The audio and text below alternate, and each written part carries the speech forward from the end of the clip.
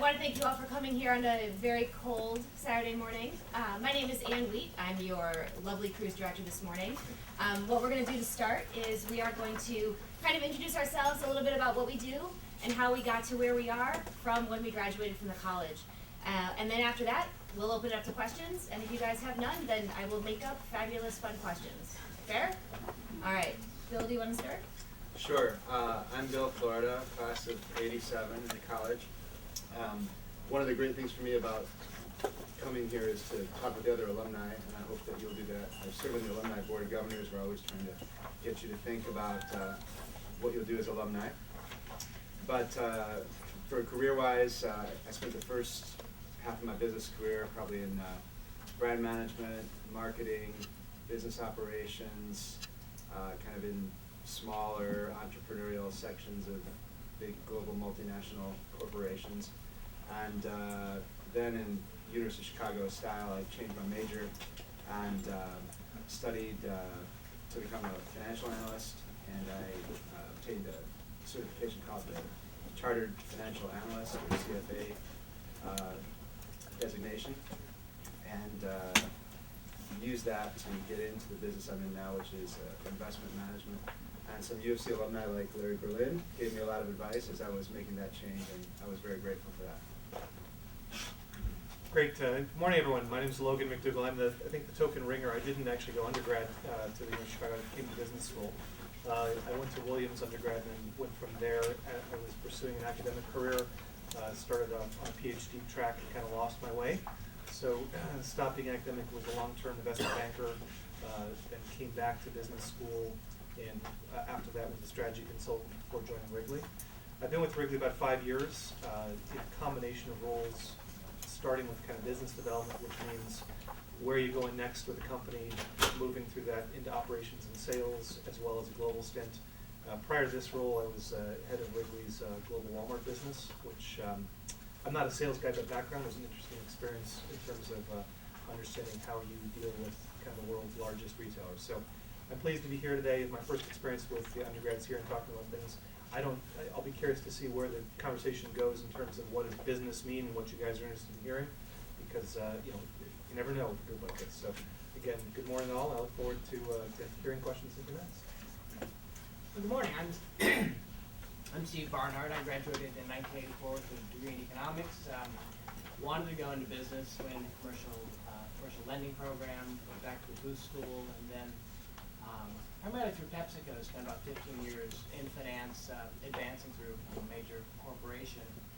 I left Pepsi about 7 years ago, came back to Chicago to join Orbitz. It was an early stage online travel company at that point, about $200 million in revenue, and we grew that to $900 million over my 6 years there. I went from head of planning to CFO and then CEO before I left in April of last year.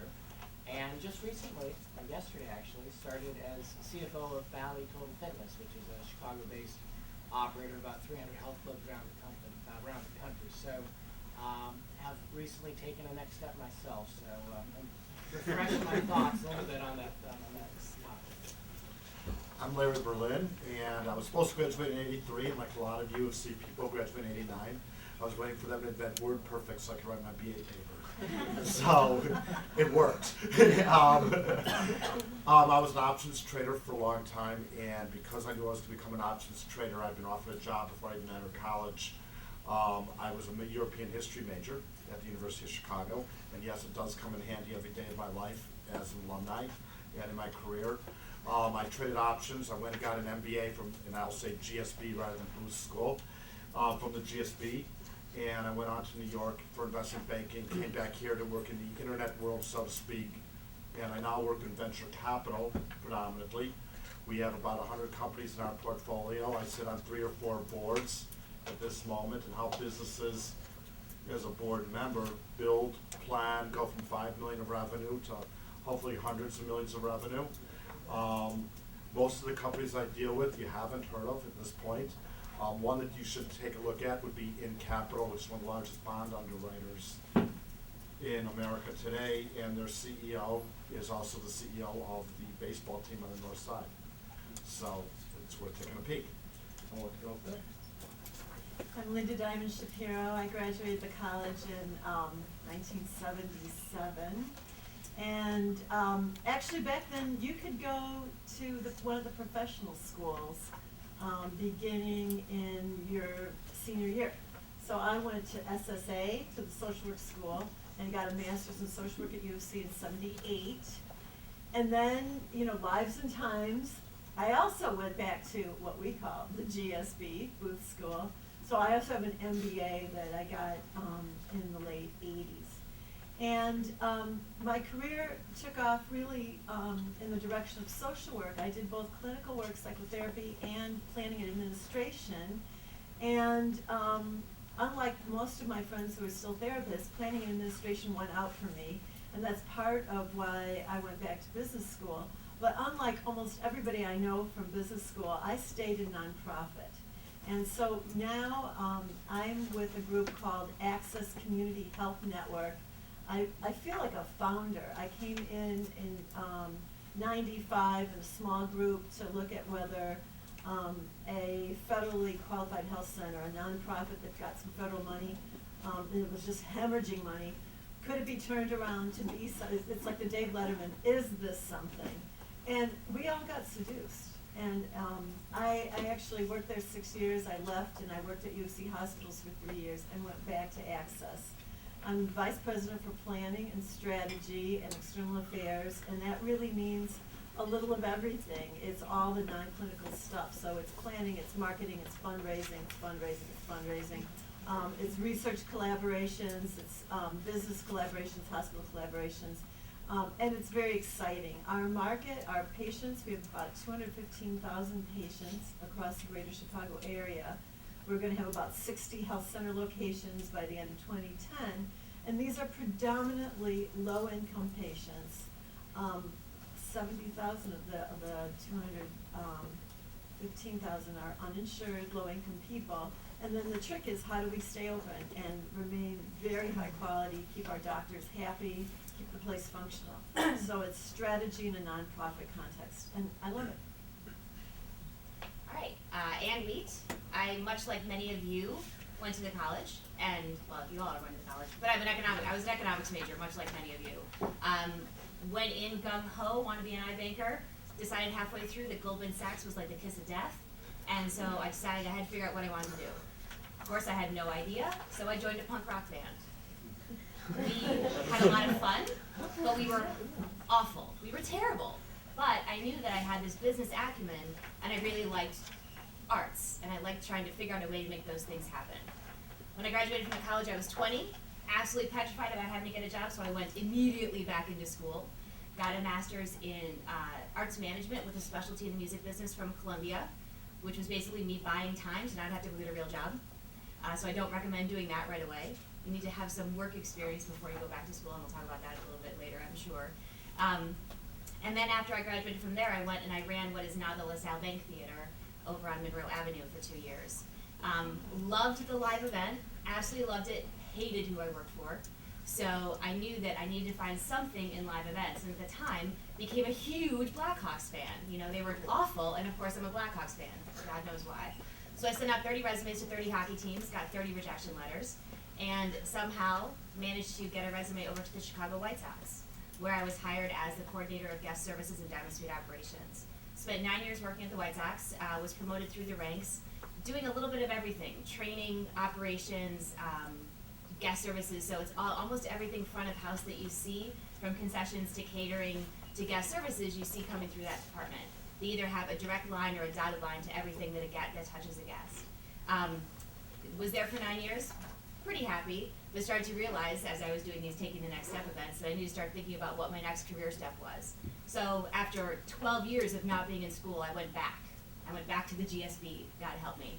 And it was still the GSB at the time. It has recently become Booth while I was still there, so I'm 1 quarter away from graduation. Thank you. So I will have my MBA from Booth, but as I am almost done with Booth, I also received a phone call this past May and was offered a position at the New Meadowlands Stadium Company. The New Meadowlands Stadium Company is a joint venture in New Jersey that is owned by the New York Jets and New York Giants, and is a company that was created to run their brand new $1.6 billion facility. So I have been charged as the Director of Guest Services to not only get the damn place open, as my boss likes to say, but I have to transition the nearly 4,000 staff members from the existing Giant Stadium over to the new facility. Not only that, I now have to change the kind of experience that we give our guests there, because what happened at Old Giant Stadium can't happen in the new one, because now we're talking PSLs, we're talking a lot more money, and a lot higher expectations from the guest perspective. So it's all about operations and business planning, and then getting it up and running, and trying to find a way as a leader to inspire people to provide a different kind of experience for our guests. So again, it's very front of house, but it's a big picture in a bigger market. So it's a challenge where I was telling Robin I feel a little bit dumb every day, but that's something that I think all of us need to help us kind of stay a little sane. So I can talk about going back to school, I can talk about sports, I can talk about arts, I can talk about theater, and if you want, we can talk about punk rock bands. Cool? All right, do we have questions? Don't be shy. Y'all are gonna make me dance, that's not good. Nothing? All right, there we go. So it seems like in the college, if you're in the pre-business, the CAPS department does an excellent job preparing people for careers in consulting or for finance. But for those of us who are wondering what it's like to work for a larger corporation, such as Wrigley or Orbitz or something like, quote unquote, actually doing something. What would you advise students to do? Would you advise them to take the consulting finance route, get some very good, very exciting experience, or to immediately, lockstep with cubicles? I guess it's yours first. Well, part of what you see is the fact that the consulting companies and the investment banks have very defined training programs. But when you move into operating companies, they're all unique, right? So, and many of them tend to hire more people post business school than out of college. So, for example, PepsiCo we didn't hire a lot of people into strategy or finance right out of college in some of the operations, but we had the entry roles were more in the sales and operations and things that you may not be thinking of as what I want to do next. You're going out and running a Pepsi truck and delivering soda every day may not be how you want to enter that corporation. So you've got to look, I think, at a much wider group of much wider set of programs. Johnson & Johnson or IBM, they all have many of them have great training programs, but a lot of them are these sales focused. And I don't know if Wrigley falls in that camp as well, but the entry ranks are going to tend not to be in finance unless you're coming in as an accountant or something with a very specific skill. So I think it depends what you want to do. I think in the sort of the orderliness of your process and consulting would be on one extreme. Joining maybe something that Larry might be funding that's a startup can be fascinating and can have great returns, but there's much higher risk of how that'll turn out. A lot of them will bust. But you can learn a tremendous amount. So a lot of it has to do with your specific interests. If you love technology, I would say go for it. Find a small company that you can join and maybe learn online marketing or something like that. If you're more of a generalist and you're not sure, maybe a training program where you gain a basic set of skills and then can make your specific choices later is a better choice. Yeah, I would agree with what Steve is saying. I think it's coming out of university, you can either take the approach of picking a fundamental discipline to kind of try out, to his point, whether that's sales, marketing, finance, and try to identify a company program to get you into that. The bigger companies, the Pepsis, the Unilevers, et cetera, have well-defined entry points, largely through either sales, marketing, or finance. To Steve's point, maybe not so much finance. I think that's if you have a good idea, hey, I want to be in a big company, I want to do something for some period of time, that's the easiest entry ramp from an undergrad perspective. I think that I would also agree with him, though, that going into something more entrepreneurial and figuring out what aspect of business you really like and that you think you can develop a passion for and develop on the basis of that passion a real aptitude for, maybe in some ways a more long-term beneficial element, because coming out of undergrad, you're not going to be hired to help develop a strategy. You'll be hired to do analytics to help support the strategy. You'll be hired to do an aspect of it. Whereas if you work in a smaller company, you can do everything in that smaller company, and from that get a better understanding of what it means. I mean, just to give color commentary, when I came into banking, not knowing what a P&L looked like, because I had undergrad in liberal arts, had experience in economics, but I didn't know what a balance sheet was, what a P&L was. I found a company that took a chance with me and learned quite a bit from it, but it's going to a smaller place potentially to make sure you have an entry point where you're doing everything, whether that be fundamentally what you came in thinking you do, or whether it's everything from maintaining the computers to building out a new space to identifying where you should be going and doing it. I think they kind of cued me. And the answer is that in a big company, and I'll give an example, Baxter has a great program where you come in as finance, and they rotate you through different divisions and through different geographies. A friend of mine started with Baxter at 23, it's now 10 years later, and she's the head of finance for renal care Europe after doing many rotations. So there is room within a big company to learn and so forth. But if you sit in a small company, and I did at one point, I did customer relations, I did strategy, I was acting CFO, I answered the phone, I helped with the move. I mean, I learned a lot about what I like, and that helped me progress and decide what to do for a career. Turned out it was the financial side of it, and then in the financial side, it turns out it's the marketing that actually I care about the most. So there's a lot to be said for small companies. However, with the provision that Steve said, you'll likely be looking for another job in 3 or 4 years, because most small companies do fail, but you learn a lot even in that process. And I think just from a macro level as well, when you think about going into an office, as a consultant, it's a little bit easier because you don't have to worry so much about employee-to-employee interaction, because they're clients. But I think something that I've noticed, at least as I feel like I'm getting older and the interns are getting younger, as I see interns and new staff coming in, administrators and coordinator entry-level roles, I'm seeing that people are not learning the same kind of just basic business etiquette, how you talk to people, how you appropriate ways to email. I know now it's very much an electronic age, but you can never really devalue walking over to someone's desk and having a conversation, developing those relationships. And especially when you're talking about reaching out, if you are hired into a marketing role and you want to learn more about finance, or you want to learn more about the strategy department, being able to have those friendships and those relationships with who you're working with. When you're in a general business or an operational business, you need to be able to know how to talk to people across the department lines. And the people that have the talent for doing that are the ones who are going to have easier time getting projects done and a better opportunity to move up into other departments. So while you're in the college now, and if you're thinking about going into an operational business, think about doing those internships and trying to learn some of that etiquette and develop that ability to network and kind of learn how to develop those interpersonal business relationships while you're there as well. You know, it's interesting. I think all of us and in the panel had the same experience very early on, being in a place where we could be a bigger fish in a smaller pond. And it gives you an enormous amount of work confidence. So my first job was at Laura Beata Children's Hospital. And it's really this, I'm in healthcare, but it's really the same kind of story that we're all telling.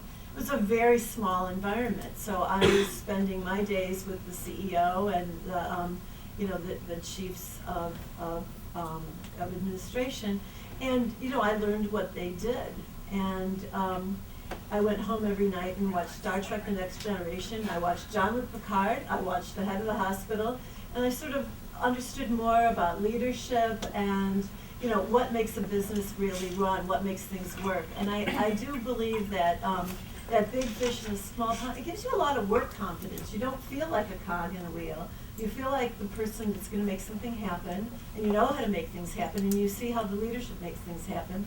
And that's a very good way to start out. Your confidence is huge when you start out that way. I'd just like to add one thing. I'm sure I can improve those comments, but I think the woman asked the question, your original question had to do also with CAPS, and I would just like to talk about CAPS for a little bit.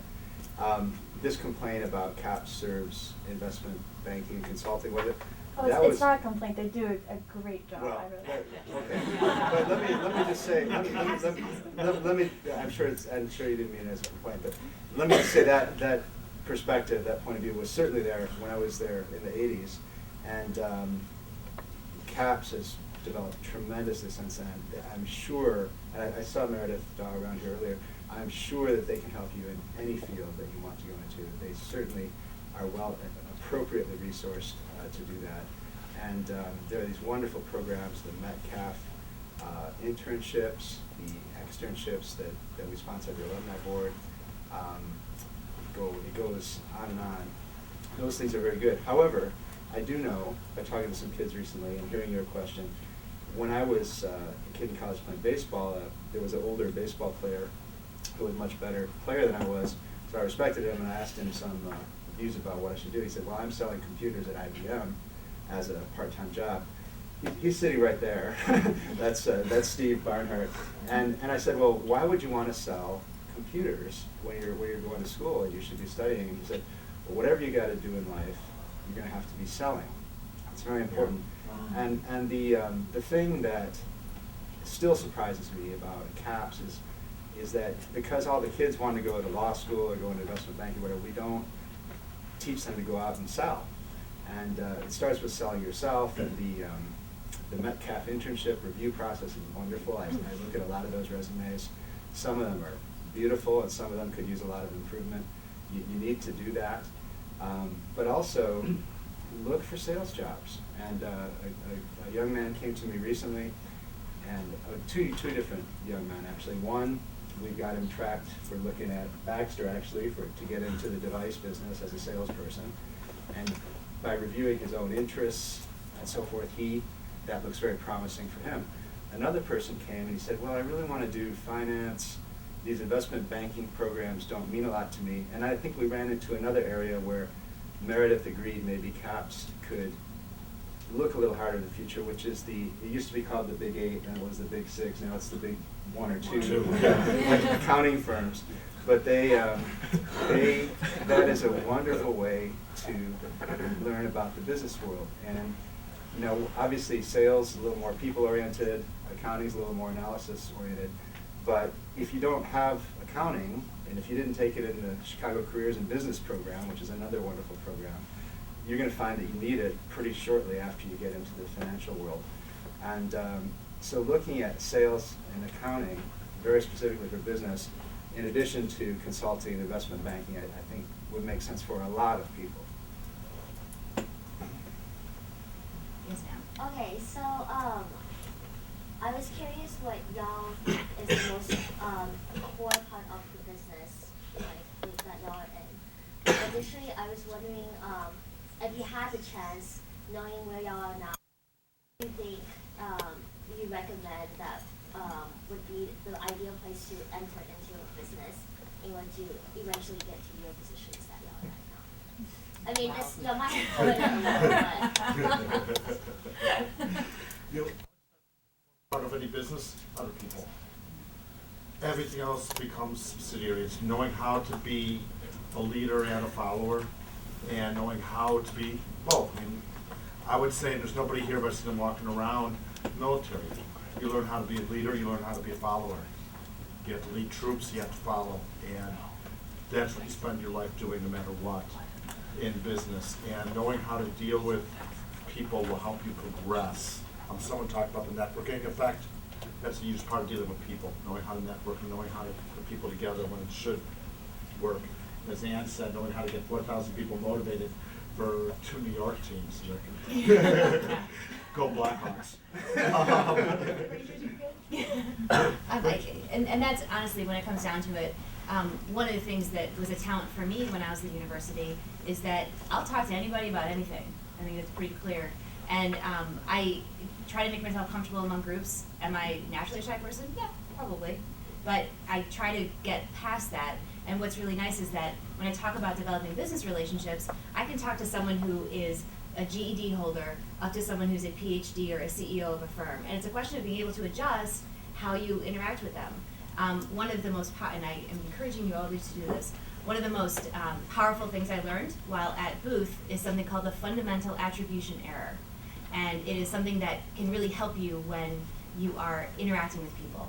And it has to do with situations versus personality. So I'll challenge you as continuing learners to look up the fundamental attribution error. But it can be something that's very powerful when it comes to dealing with people. And I can't tell you how much I have seen now that I've worked in the business more and more. Is everyone ready to I'll tell you. How do you spell that? I'll tell you. But I can't tell you, the more that I'm out there, and I'm sure that my fellow panelists will agree, it's amazing the number of people, and especially very much leaders in the industry, that don't know how to interact with people. that don't know how to treat people appropriately, they don't know how to be hard when to be hard and how to be soft when to be soft. And so that's a talent that you can develop, and it is certainly the core of why I'm where I'm at, is that I've been able to talk to people and then have people develop confidence in me, and then they'll give me more challenges. And so that's where it comes back to for me. Yeah, I would, and I think there are some interacting with people and that networking effect and communication skills. I mean, there's some and prioritization, I think there's some very core skills that are going to help you whatever you do. But I would say the most important thing is really just to excel in every step you take. I think a lot of people, and I agree with the advice that was given earlier this morning about following your passion, but I meet a lot of people who don't actually know what their passion is. And sometimes they stumble out of the gate because they spend a lot of time trying to figure out what their passion is. When, you know, if that passion is there, it's a little more self-evident. And, you know, so if you don't have that, you need to find something that you're really interested in and go do really well at it. And I think for some people, it plays out over time. I can't say when I came out of college that I had a clear passion for something. I knew I enjoyed business, I enjoyed economics. I went into banking because I used those skills, and I thought I'd get to learn about a lot of different businesses, which I did. I'm not sure I would have said that I was overly passionate about that. It's not as if I grew up from the age of 7 wanting to be a doctor. But I did well at it, and so each step then I got to do something else really interesting. So I think coming out and choosing something that you find interesting and doing really well at is the thing that will get you to that next step. Because when you look at CEOs and people who are leading businesses, they've taken all sorts of different paths, as you can see just from the panel. But I think the commonality you'll see is they did really well, probably almost, not every, but almost every step along the way. Yeah, I'll build on what Steve said. I mean, I think it's the passion that comes from knowing yourself and being really, really explicit internally and externally about who you are. Because I think it's, you know, each one of you has a different combination of interests, talents, passions, and most folks are reluctant to kind of show those because it's the, you know, you think about it, whether it's in class, whether it's business, it's, you know, it's kind of game face time, right? But it's, at the end of the day, the more you can understand what really jazzes you, what you really like, what you really enjoy, what you really dislike, the more likely you are to find something that taps into that and, to Steve's point, to be successful at it. And I think that's something where it's not just the know yourself internally, but it's to be able to translate that and tell people you work with, your bosses, your friends, you know, whoever it is, what those passions are. And that can be somewhat of a challenging thing to do because most people are afraid to talk about interests, passions, behaviors in the same way they are about, you know, sports, scores, tests, etc. But it's really, to the extent you know that, and the extent you can then say, let me filter that opportunity for whether I like it or whether it's just a title or a name, it's important. I would also echo, I think, what some of these folks were saying in terms of, it doesn't really matter what you do for your first job in all intents and purposes. I mean, my first job was as a lecturer in economics. I do very little today that has anything to do with my ability to teach people microeconomics. However, it's that series of succeeding because of tapping the passion, or if you fail, understanding why you failed and rerouting and regrouping, that'll get you to some point further on. I feel pretty confident no one here ever thought they'd be in the role they are, and it's grown because of choices made along the way. But as long as you know who you are and what you want to do, you can respond to those choices in a way which will, in my mind, get you towards a better end goal. Yeah, I would just say, putting this all together, you know, we started out talking about people and how important people are, and then really moving to your passion and then the values and the business around you. And what always occurs to me is really coming back to the values. I don't want to be in a place that it makes me uncomfortable. And I look around and I see who else is around, who's there. When we bring people on, I always want to know, why do they want to be there?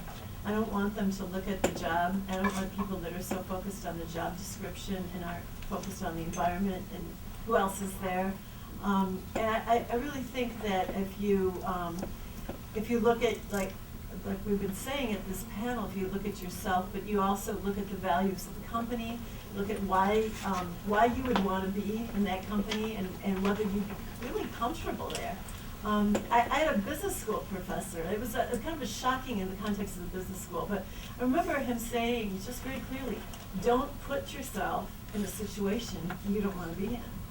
And it was just one of those very simple lines that really, it really helped me stick with nonprofit, because that was where my passion lay.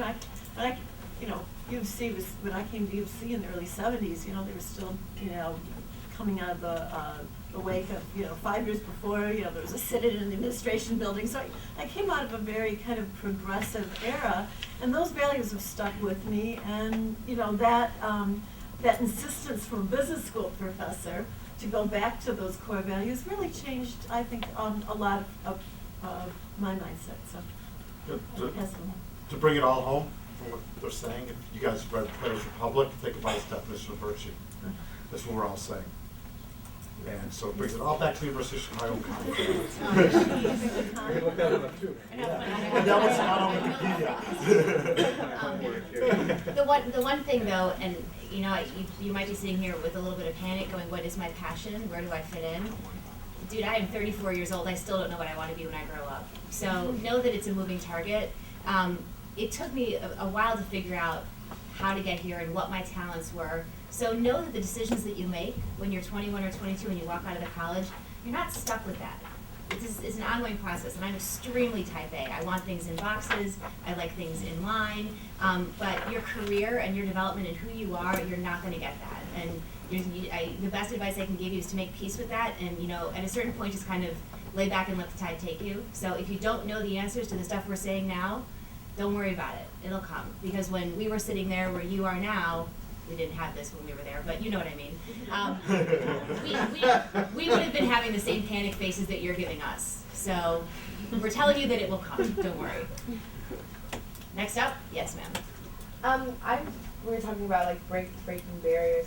I'm the type of person, I love to speak to people. I like interacting with different personalities. But some things that I've been encountering and running into is personalities that have that barrier up and they might not want to like speak or interact.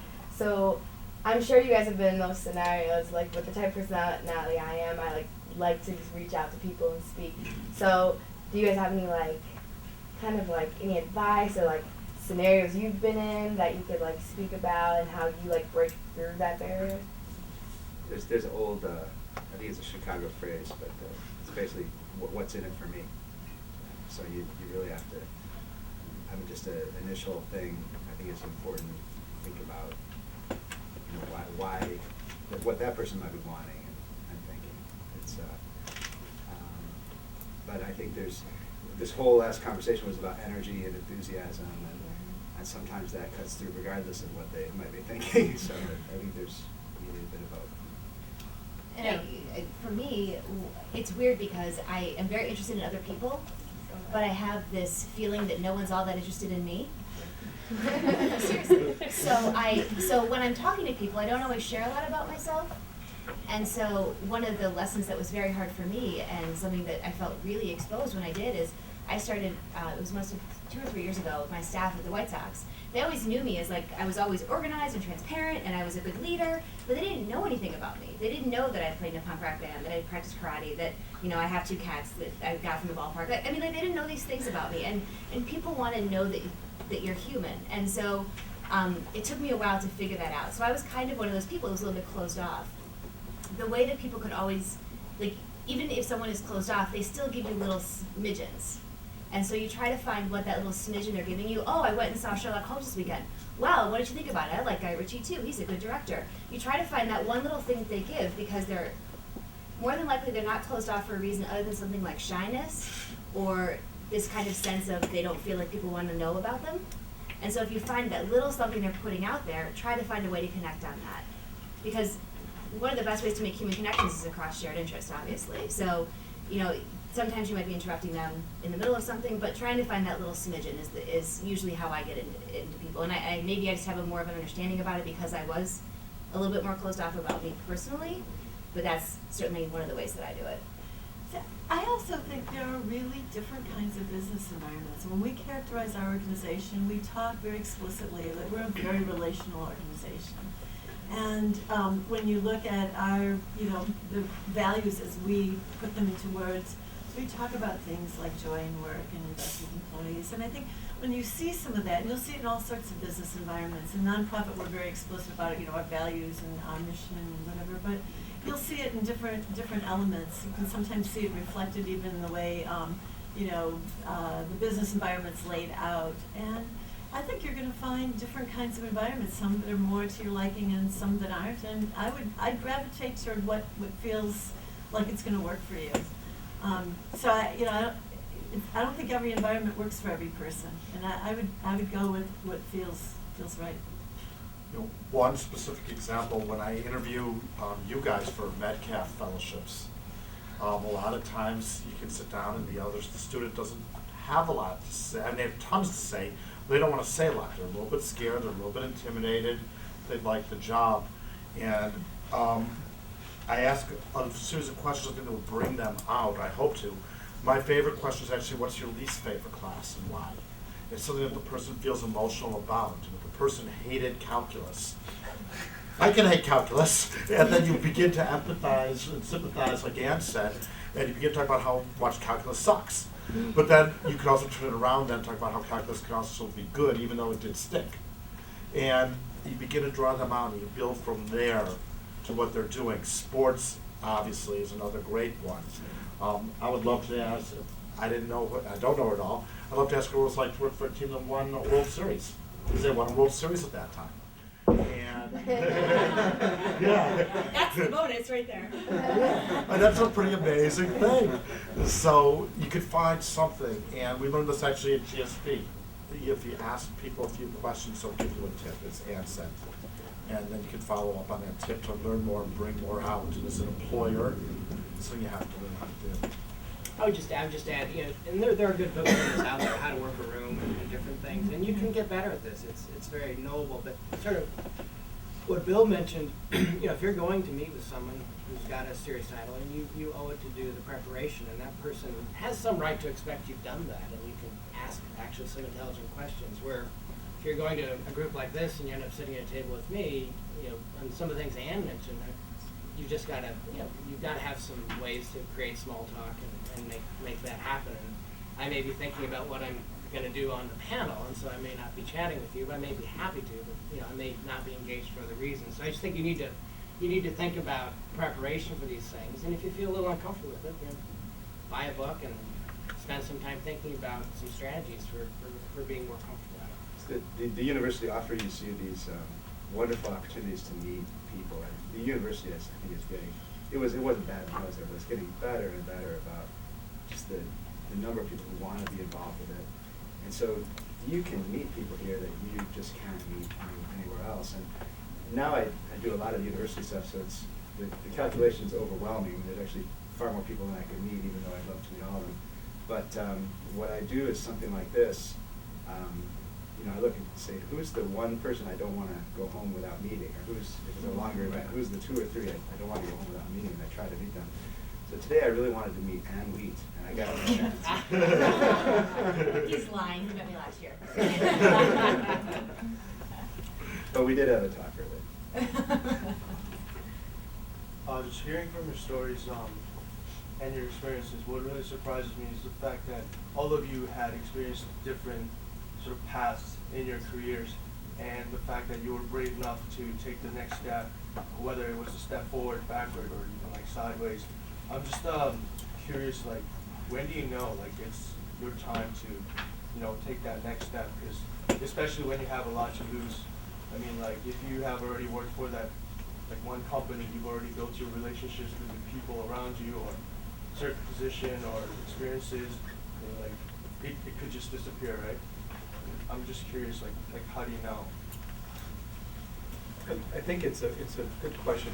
There's no right answer. It's kind of it's when you feel it's right to move, and it's kind of a wishy-washy response. But at the end of the day, as long as you're learning something in any role, my theory has always been to stay in it, as long as I'm gaining something that I value, that I'm learning, that I'm experiencing. Because you know, unless you're doing that, you're not growing, and that doesn't always translate into job success. I mean, learning things doesn't mean you get a title or a raise or a bonus or whatever it is, but it means that you're more prepared for what that next step might be. So that for me, when I started feeling I'm not learning or I'm not, you know, kind of growing in some way, I get itchy, and I start thinking about what that next role will be. And my wife again jokes that every 4 or 5 years I get itchy, but I think that, you know, it's not a. I think if you're looking to manage that and you're looking to say, hey, here's my career and here's my plot of where it's going to go, you will almost by definition fail, because you will be looking for status or title as opposed to looking for what makes you really excited. And again, there are a lot of really talented people out there. It's the people who are talented who can also harness that passion and who really succeed in getting to where they want to do. And I think the happiest people I know are the people who've been able to do that, as opposed to those necessarily who are the most senior in terms of business accomplishment. Yeah, I would also say nobody's going to know except you. And when you asked the question, I just immediately thought of a juncture in my life, which is where when I decided to go back to business school, and it was a real different. I was a psychotherapist, so this is just now. And I was also doing a lot of strategy and planning and administration, and I knew it was the right path. The people I trusted the most, people who were closest to me, said, don't go to business school, you're not a banker. And I thought, no, I'm not a banker. I'm not going to business school to be a banker. But, from the outside, I think some of the ways in which I was thinking about, it didn't translate. I got advice that people now laugh at, just don't do it. And yet I knew it was the right thing, because it has to do with also what you said about keep moving, keep growing.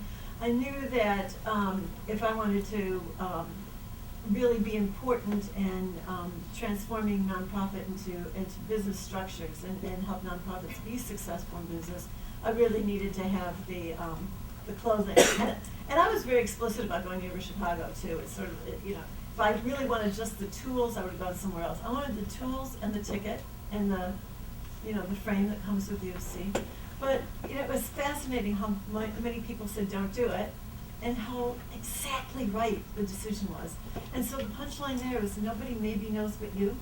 You listen to other people, but you listen to why they're giving you the advice they do, and if the rationale doesn't cohere with where you're going, keep going. I think your question is really important. It goes beyond your years to when you're older too, and you kind of asked it that way. But the choice is not always up to you either, right? If you're a soccer coach or a baseball manager, your job tenure is going to be about a year and a half. And if your team doesn't win the World Series, you're likely to get fired. That doesn't mean you're a bad manager or a bad coach. And sometimes you go out and then you're the one who wins the World Series for another team, but you might not be. And I think that applies to a whole lot of positions of responsibility in a whole lot of different fields. And so how do you know, should I keep being a baseball coach, or should I go out and sell computers or something? And you have to assess your strengths and weaknesses, which I think that the people have talked about. And it never ever goes away. And then you'll find also that they change as you change. So I think it's a very important process, and it's a very normal and natural process. I'll just add one thing, which is that this knowing your internal environment and what you want is part of it. You're having your radar out on the external environment, which is also changing, is the other. And I wasn't necessarily unhappy at PepsiCo, and I was actually probably getting to the point where I would have made a change on my own soon, but I got recruited to come into Orbitz, and I found the online market interesting, and it was a tremendous growth opportunity. So I made that change, and I can remember a person I worked with at PepsiCo saying how good a decision it was to get out of U.S. Steel and join PepsiCo, because the growth rates went like that. So you've got to pay attention. I mean, the world is changing all the time, and as I've been looking at things over the last few months, it's just amazing to me the diversity of opportunities that are out there in businesses I've never heard of. So I think you just you owe it to yourself to keep some antenna up out there, even if you're happy, just to understand what might intrigue you down the road. I keep missing a hand way in the back. There's one in the back of the question. Yes, sir. Hit me. I guess it's me. Yes. Obviously, the hours in banking and the atmosphere are pretty notoriously terrible. I was wondering how it is in your experience on the industry side, working for places like Orbitz or Baxter, and how the business world is on that side. Well, I'm not the right person to ask, because not only did I work 9 to 5 Monday through Friday, I also worked 81 baseball games a year. So I guarantee you that my 100-hour work weeks plus 3 weeks in a row without a day off, that's certainly one of the reasons I went into the NFL. So that and no rain delays. So I think that yes, banking has notorious reputation around hours. Certainly my, starting February 13th, I start working a 6-day work week, and then including 9 a.m. to 10 p.m. And then in March, I'll be working 7-day work weeks just to get the building open and get people trained. So I think every industry now has that. It's a very American thing that's happening, I seem to have noticed, but. Yeah, it is a little bit of a American thing, but I mean, when Orbis was getting started, I mean, the head of technology slept under his desk for a week or two. Which one of us haven't slept under our desk, really? When we were taking it public, I mean, we kind of went to bed at 2:30 and got up at 5:30 to get ready to meet the bankers and raise the money the next day. So, I think in each business you have your pressure points, and at least baseball was out of season for a few months. That must have been better, right? Indeed. And so I think the difference with investment banking is because you're always on call.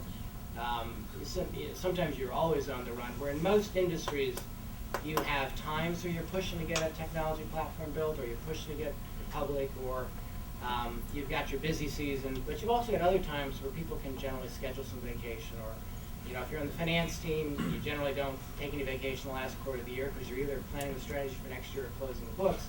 But in the summer, you can typically take some time off. So I think, and I'll let the bankers talk to the reality of those hours, but in my perception, you have a little more ability to know your annual calendar and when you can do different things when you're working in more of industry.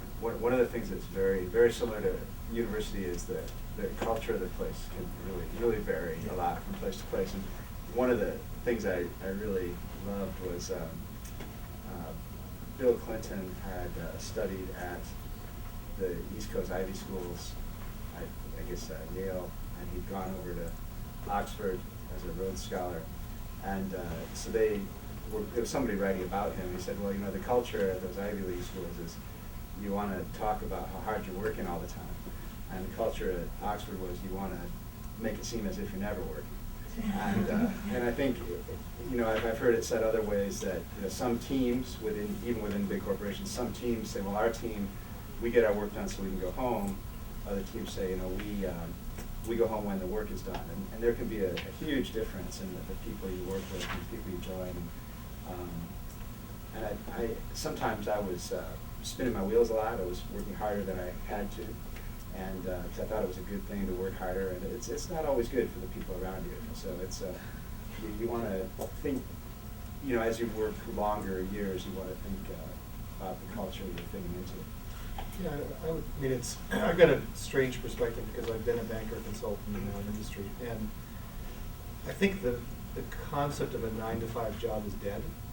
Just to be transparent, and I think that any job in business, it's more to Steve's point, the combination of what's required and what's going on with the cadence of the year and what's happening in terms of what's required, plus also the fact that electronics have changed the way people work permanently, so that there is no such thing as coming in and punching a time clock and leaving and being done for that point in time. So I worked as a banker. I was working for 100 hours a week for 4 or 5 years, just every week punching it in, right?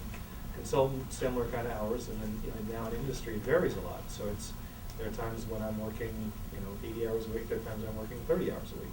But the difference now is that with the BlackBerry, with the electronic stuff, you have the opportunity and the requirement to be more plugged in. So I will say that it's not something, I'm not trying to say it in a scary way about your life will be encompassed by it. It's about what choices you make about how much you allow your work to interfere with your outside life, and how much you can flex with the use of technology so that you're physically not in the office, you're remote, you're doing what you have to do when you need to do it. So for example, I'm much more aggressive about, I work from home a couple times a week if I can do it. I work, I take my family on vacation. I may take 2 or 3 days of that and kind of disappear for 8 hours during the day to get things done, but I'm still away from the office and still able to enjoy it. So it's your hours are a function of what you choose to allow, plus the industry that you go into, from my perspective. I was to build upon what both Bill and Logan said. First of all, this is with me all the time. And and it's not just getting the work done to leave or leaving after you get your work done. It's getting the work done, period. And getting the work done as well as you can possibly do it, and wherever I am. I vacationed for 2 weeks this year in Mongolia. This worked. I did conference call from the top of a mountain 70 miles north of the Capitol because I had to. You can, depending how you look at it, did that tether me? Yeah, I had to call and do a 45-minute conference call. But you know what? I was in Mongolia riding horses, and it didn't matter because of technology, I can do what I want. And it's, yeah, it's pretty amazing. Like yaks rolling around. We were drinking the milk after we fermented it. And, you know, you get into, you know, so it's really is a matter of, and I worked in investment banking, and I did work 80 and 100-hour weeks, and it sucked. And it was a matter of the quality of the work. And I'll work 80 and 100-hour weeks, and probably about 2 weeks, I'll be working 80 and 100-hour weeks for 2 or 3 or 4 weeks. But I like the work. And you don't notice it. You know, I got in at 7, or I picked up the phone for the first time at 6:30 in the morning, and I put down the phone at 10:30 that night. And you just don't notice it because the quality of work is much better for me. In the private sector, away from investment banking. Investment banking, I would have hated that. So I just so I didn't want anybody to think that nonprofit you take a cruise. I work all the time. I work constantly, and I love it because I'm growing this business, and you know, we have a $125 million business. When I started, I think we had an $18 million business, and the only way to do it is to do it, and it's fun to lead. So the thing that I would say is I also have a lot of control over what I do and when I do it, and that's how it works. I want, like everybody else, I want to do the work I'm doing, and I want to do it when I'm doing it. And the fact that I work all the time sort of works for me. Less well for my family. I don't think that tension ever really completely goes away. But you know, I think it's the combination of liking what you do, but also the control. I mean, you know, and also I did my call from the top of Masada this summer, and then my iPhone worked. We're just talking to each other. One thing I do want to say though, because you know we're up here, we're all talking about how we've all done it, we all know how to do it. One of the things that was a real point of clarity for me is I spent almost a decade doing those kinds of hours, and I missed a lot. I missed a lot of hockey games and communions and birthday parties and weddings and anniversary parties, and I missed seeing my nieces and my nephew grow up. And so there was a real moment of clarity where I said I have to choose me over choosing work because I'm not work. And so at a certain point, I do have to encourage you guys, you're going to be the leaders of business as you go out there. Don't forget that part of being a good leader in business means that you're a well-rounded individual. And so don't forget that piece. And if you devote, there's nothing wrong with devoting 3 or 4 years to getting yourself to a place, but getting there, taking a deep breath, relaxing, and then making sure that you're a well-rounded person. Because if you're just someone who can work 100-hour work weeks and you have nothing else to share, you're never going to be a visionary. So don't forget that part. So it was a real moment of clarity for me when I said, all right, enough. I want more than just work. So Can't stress that enough. yeah. Yes, ma'am. What advice do you have for just like being in our spot, just like when you just graduate and you have to kind of push your way out of the masses and just make that first step? Because we're all probably kind of scared right now. Well, I think it's 2 things. One is, I mean, there will be something for you. I mean, to Bill's point earlier, I mean, there are a lot of opportunities out there, a lot of companies, a lot of places that are looking for people. But 2 is, you know, I wouldn't stress that you have to have that job. What differentiates you from someone else is your ability to come in, sit down, and talk about who you are and what you are in a way that fits with what they either culture are looking for or a specific set of skills they're looking for. Coming out of undergrad, you're not being hired because you know something. You're being hired because of the way you think and the way that you act and the way you carry yourself in the interview. You're not going to be hired because, hey, you've taken a course curriculum of economics versus political science versus classics. You're going to be hired because you can impress the interviewer that you are a bright, hardworking person that's in line with their personality. My advice would be that remember that you're going to make mistakes. I think somebody else just said that. What you pick now is a learning experience, and your ability to adapt to what happens, as everybody has said over the bulk of questions, is really the most important thing. And whatever you take and whatever you do, it may or may not be the right thing. And just remember that when you're 25, you can change again. And an MBA is an option to change careers again also. So And I think what's important also is that when you go on an interview, especially when it's your first shot out and you're like, I don't have a job, I don't know what I'm supposed to be doing, remember that you're interviewing them also. So if it's not a good fit, it's not a good fit. There's gonna be a place where you do fit. So kind of shake it off and realize that everyone who's coming in to interview for that job has the same level of skill set, right? So y'all already have that table stakes. Now what's gonna differentiate you? What's your value add? And so that's your personality. That's the way that you think, the way you solve problems. But remember that if what they're offering, the position they're offering, isn't what you want to be doing, you don't need to worry about it. Don't feel like you're in there, you're hungry and begging. It's a business relationship, that interview. So you need to find out if they're a good fit as much as they're trying to figure out if you're a good fit for them. You know, I also have to say, it is a really stressful time when you leave college, and because, you know, everything you do during the day changes. You know, some of you may end up going home and living with your families again. I have a kid in college, you know, even those little transitions are huge. You know, you go from living on your own to being a kid again in your family, and, you know, so there'll be a lot of change around you, and you don't even maybe know what city you're gonna live in. And to me, I just say acknowledge like when you make those kind of changes, you are at a stressful time in your life, and I just know it, own it, and, you know, keep going. But don't expect it to just kind of you know, not bother you or think of it as a non-event. It's an enormous event, and, you know, as long as I think knowing that helps a lot. That any kind of transition, you know, of that magnitude is going to wake you up to feeling, gee, I don't know where I'm going, I don't know what's happening next. It'll resolve. Yeah, I mean, it's something to go through. Just you know, I guess it's a state of mind, you know, people can have when they're graduating. They're not quite sure what's going to happen next, so that's all very normal. I think one of the things I've seen with some kids, probably not any of the kids in this room, but there's a pretty big element of, you may not know what you're doing next, but it never hurts to keep your nose clean. And so what I mean by that is Don't put it on Facebook. Yeah, keep it on Facebook. not a good time to make a mess on Facebook. Not a good time to get arrested. And you laugh, but I know some of your classmates, and now they're all going to figure out who it is. And you know, if you can't really be responsible for yourself, maybe not a good time to have a kid. You know, I mean, there's U of C students do get into some things like that, and because they're your peers in class, you feel what they're saying is normal.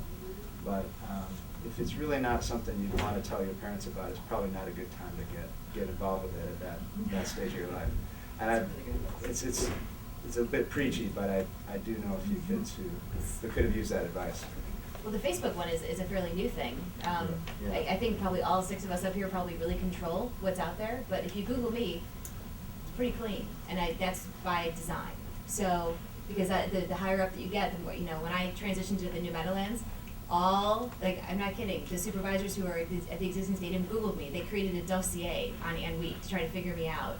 So it's amazing what the internet allows people to do. So you really gotta, it's actually extremely good advice. Yeah, and the fact that it never goes away, I find very sobering.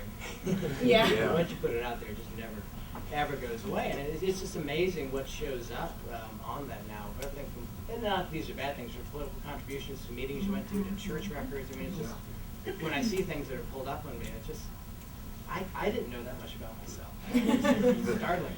The one thing that I learned when I was going through that process that really resonated with me is I had a company I was interviewing with, and I thought I was doing great, and I didn't get the job, and I didn't usually call people up afterwards, but I built a good relationship and had a couple of follow-up interviews. So I called the guy, and he said, well, you know, at the end of the day, you failed the 2 a.m. copier test. Well, what is that?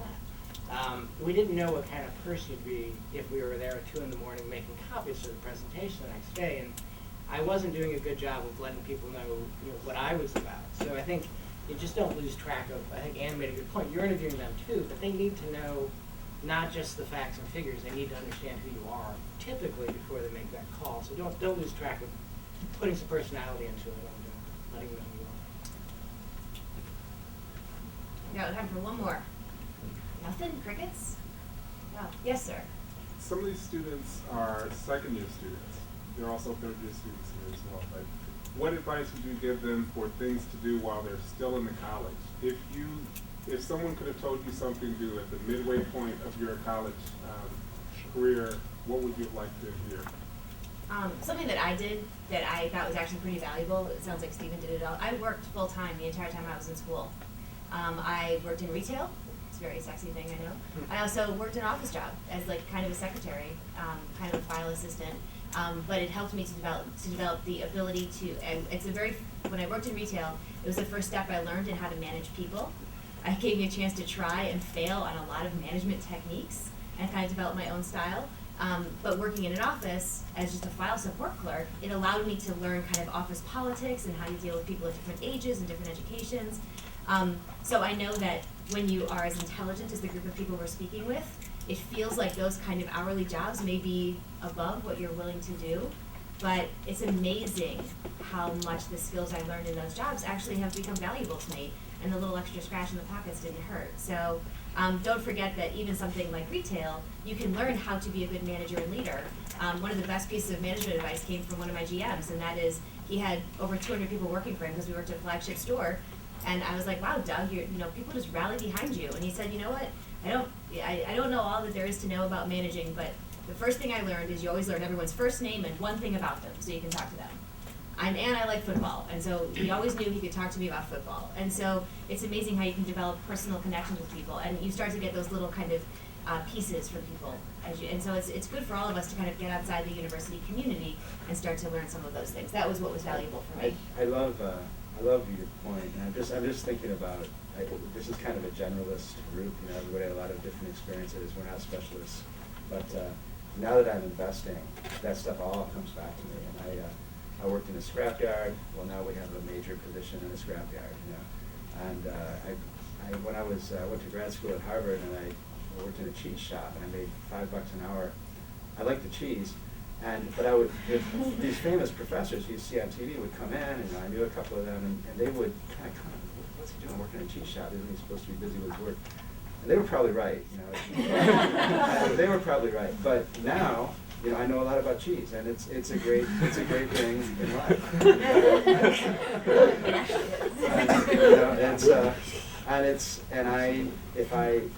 There's not a lot of public cheese companies, but if I had to invest in one, I would know something. And so if you want to be, liberal arts students, which I think all of us are, you're supposed to be generalists, and I think working very much complements that, whatever you're working on.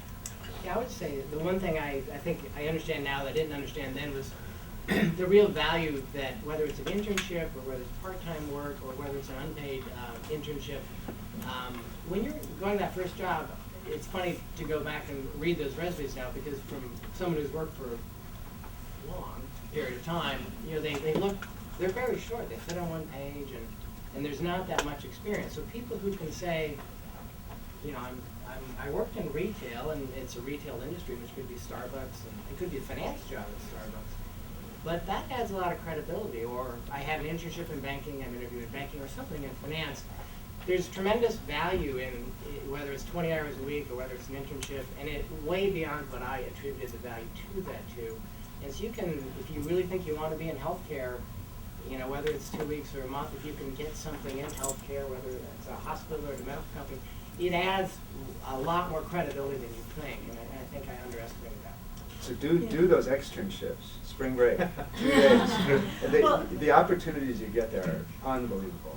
See, I would say the opposite, and this is sort of interesting because when I look at the entry-level resumes, I'm looking for a spark. And, I'm in healthcare. It goes really back to what you were saying earlier. I'm not looking for any kind of expertise. I'm looking for critical thinking, somebody who's I'm looking for almost a spark of madness. So, if I heard the word Mongolia in a sentence, that would be it. I'm sold. You have me guess. It's amazing how that works. But it could be retail, and that would be a spark because it's kind of somebody's pursued something and gotten it and done it. And so it doesn't really matter what the it is. It's going to do you well as you interview to get out and get permanent jobs. It's going to do you well when you're in your 4th job or your 5th job or after you retire from all of them. I would say take advantage of the opportunity that you now have from your friends, from your teachers, from what's around you at the university. University of Chicago, because it's truly amazing. I would, let me build on that, because I agree with Larry and Linda, in terms of, I see a lot of people who get to the halfway point and decide, hey, I gotta figure out what the next thing is, and they spend so much time looking for the next thing that they miss the back half. You know, they look for the internships, they try to do what they think they should be doing to get to that next position. I would take, I mean, I'll be a consensus guy, and I say, you gotta explore what you have in the last part of your time there, and that means try a club that you haven't tried before, take a language you haven't done before, take some classes that you suck at, just to be able to say that you know why you don't like it or you know what's there. University of Chicago is a very special place in that regard because you can take advantage of so much that's there. I would include in that sort of experience though the parts around, hey, see if there's an externship, see if there's an internship, see if there's a work experience you can do. The biggest thing you can do is make sure you develop that passion and you have experiences that you can come to talk to someone about, whether that's in a job field, whether that's in a school field, whether that's in a club sport, so that, again, that spark is there. Otherwise, you know, you're someone who's done the right things, you've done the experiences, you've got the internships, etc., but you get in front of someone and that discussion is flat. Because, you know, if all you're going to talk to me about is what my job comprises, you know, it's going to be an interesting interview, but it's not going to be something which will differentiate you from the 15 other people that I'm talking to. It's going to be where I talk to you and you've got that, you have both the experience of what I'm looking for, but also there's something about you that you can identify that's appealing, that's persuasive, that's compelling, that is that spark that I think draws you. That's just, and again, take it for what you're paying for today, but I think it's understanding that you have the opportunity and not miss it. And with that, I want to thank our lovely university host, Ingrid, for bringing us all together, and all of you for coming and sharing your morning with us.